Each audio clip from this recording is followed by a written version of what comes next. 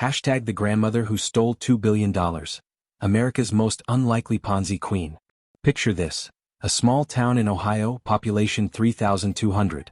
White picket fences, a main street with a single traffic light, and the kind of place where everyone knows everyone. Now picture the most trusted person in that town. Someone who's lived there for 40 years, plays organ at the Methodist Church every Sunday, bakes cookies for the annual charity drive, and has never even gotten a speeding ticket. Got that image in your mind? Good. Because that person just stole more money than most people will see in 1,000 lifetimes. Meet Dorothy Henderson. To her neighbors in Millfield, Ohio, she was simply the sweet grandmother who never missed a church service and always had homemade pie ready for visitors. But to the FBI, she became known as the mastermind behind one of the most audacious Ponzi schemes in American history. A scheme that would ultimately cost investors over $2 billion. But here's the thing that kept FBI investigators awake at night. Dorothy Henderson shouldn't have been capable of this. She had a high school education, had never worked in finance, and according to everyone who knew her, barely understood how to use email. So how did a 73-year-old church organist pull off a financial crime that would make Bernie Madoff jealous? The story begins in 2019, but to understand how Dorothy became America's most unlikely financial criminal, we need to go back further. Way further. Dorothy moved to Millfield in 1983 with her late husband Frank, a factory worker who died in a mining accident in 2015. For 36 years she lived the quiet life of a small-town widow. She volunteered at the local food bank, taught Sunday school to the children, and every Tuesday she'd drive her beat-up Honda Civic to the grocery store, always using coupons, always counting her change twice. The first sign that something was different came in early 2019. Dorothy, who had been driving the same 2009 Honda for a decade, suddenly showed up to church in a brand new Cadillac Escalade. When asked about it, she simply smiled and said her investments were doing well. The congregation was happy for her. After all, Dot deserved some good fortune after everything she'd been through. But the Escalade was just the beginning.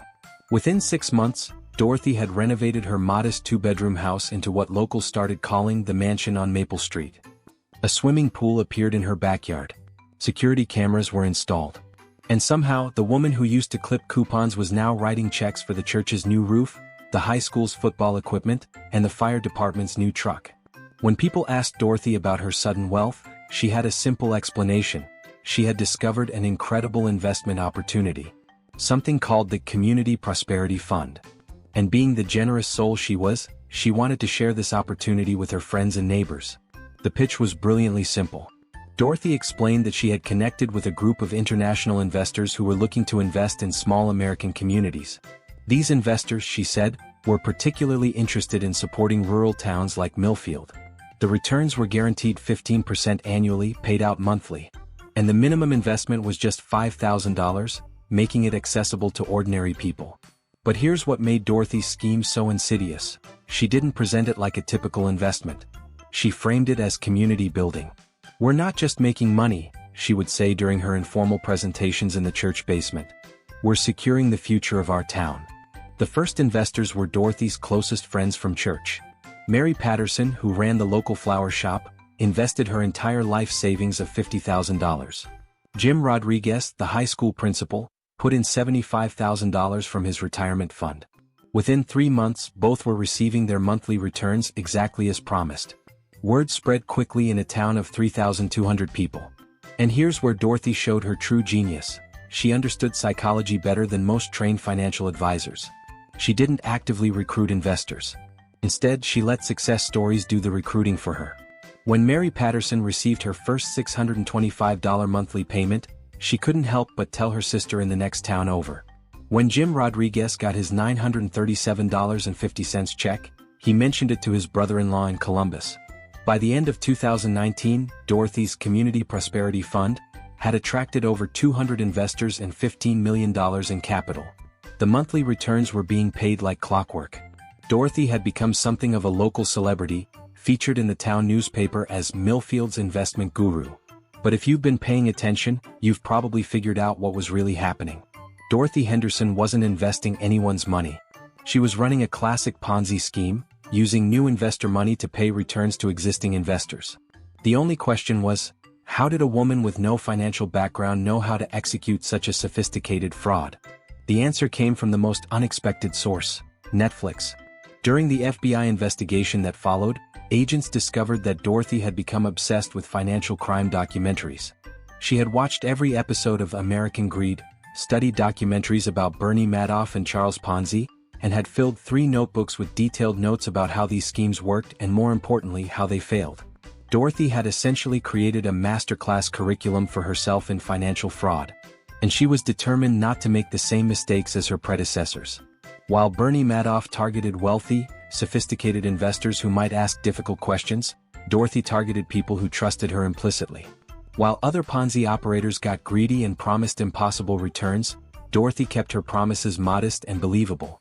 And while most fraudsters eventually got caught because they couldn't resist flaunting their wealth, Dorothy was careful to maintain her image as a humble church organist who just happened to be good with investments. But Dorothy made one critical error that would eventually bring down her entire operation. She got too successful.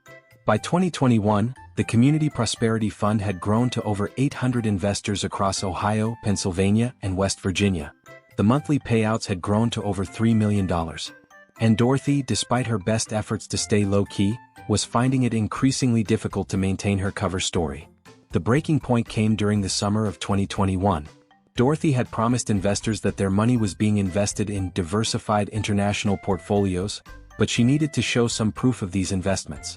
So she did what any amateur criminal in the digital age would do. She started creating fake documents. The problem was Dorothy's computer skills hadn't kept pace with her criminal ambitions. The investment statements she created were riddled with obvious errors. Company names were misspelled. Financial data didn't add up. And most damaging of all, she used the same generic stock photo of a Wall Street trading floor in multiple quarterly reports. One of her newer investors, a retired accountant named Robert Chin, noticed these inconsistencies and began asking questions. When Dorothy couldn't provide satisfactory answers, Chin did what any suspicious investor should do. He called the companies that were supposedly managing his money. None of them had ever heard of Dorothy Henderson or the Community Prosperity Fund. Chin immediately contacted the FBI's Cincinnati field office. Within 48 hours, federal agents were reviewing Dorothy's operation. What they found was staggering: over $400 million in active investments, with only $12 million remaining in Dorothy's various accounts. The rest had been paid out as returns to earlier investors or spent maintaining Dorothy's increasingly expensive lifestyle. But the FBI faced an unusual problem. They needed to arrest Dorothy without causing a panic that would harm the very people she had defrauded. Many of her investors had put their entire life savings into the Community Prosperity Fund. If word leaked that it was a scam before authorities could freeze the remaining assets, there would be a run on withdrawals that would wipe out what little money was left. So the FBI developed an unusual strategy. They would arrest Dorothy during Sunday church service, when all of her key investors would be present, allowing agents to immediately explain the situation and provide resources for victims. On October 17, 2021, Dorothy Henderson was playing the opening hymn at Millfield Methodist Church when 12 FBI agents walked through the front doors. The congregation initially thought it was some kind of mistake. Surely they were looking for someone else. But as the agents approached Dorothy at the organ, reality began to set in. Dorothy didn't run. She didn't resist. She simply stopped playing mid-song, stood up from the organ bench and said, "I suppose you're here about the investments." The arrest shocked the community, but what happened next was even more surprising. As FBI agents explained the situation to the stunned congregation, many of Dorothy's victims initially refused to believe it. Mary Patterson, who had received steady returns for 2 years, insisted that there must be some misunderstanding. Jim Rodriguez demanded to see proof that his investments weren't real. It took weeks for the full scope of Dorothy's fraud to become clear. The FBI's investigation revealed that she had defrauded 1,247 investors across 7 states.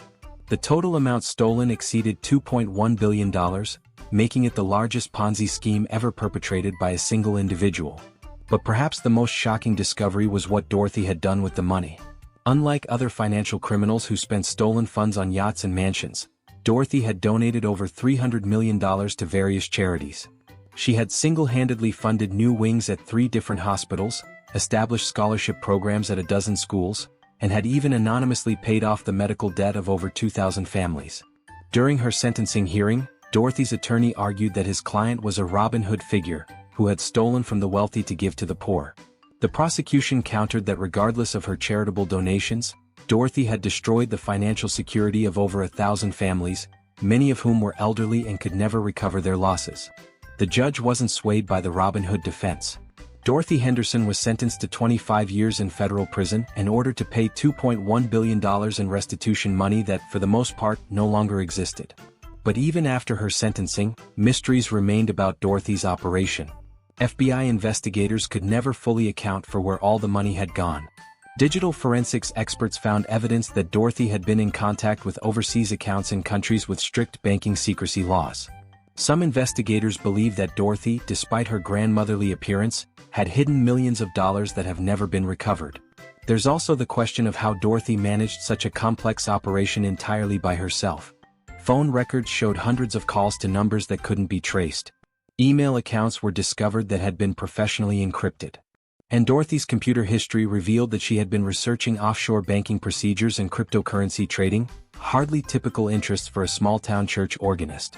When asked during FBI interviews whether she had accomplices, Dorothy simply smiled and said, "I'm just a grandmother who got lucky with some investments." The victims of Dorothy's scheme faced a harsh reality: most would never recover their money. The FBI was able to return approximately $200 million to victims, meaning that investors recovered less than 10 cents on every dollar they had invested. Many elderly victims who had trusted Dorothy with their life savings were forced to drastically alter their retirement plans. Some had to return to work. Others moved in with family members. A few lost their homes entirely. But perhaps the most lasting damage wasn't financial. It was the destruction of trust in a tight-knit community. Neighbors who had encouraged friends to invest with Dorothy felt guilty about their role in the scheme. Church members questioned how they could have been so wrong about someone they thought they knew. The social fabric of Millfield, Ohio, was torn apart by the revelation that their most trusted resident had been living a lie for over 2 years. Dorothy Henderson is currently serving her sentence at a federal prison in West Virginia. She's 76 years old now, and even with good behavior, she won't be eligible for release until she's 91. Prison officials describe her as a model inmate who teaches literacy classes to other prisoners and plays piano during chapel services. She has never admitted guilt, continues to maintain that her investments were legitimate, and has never revealed where the missing money might be hidden.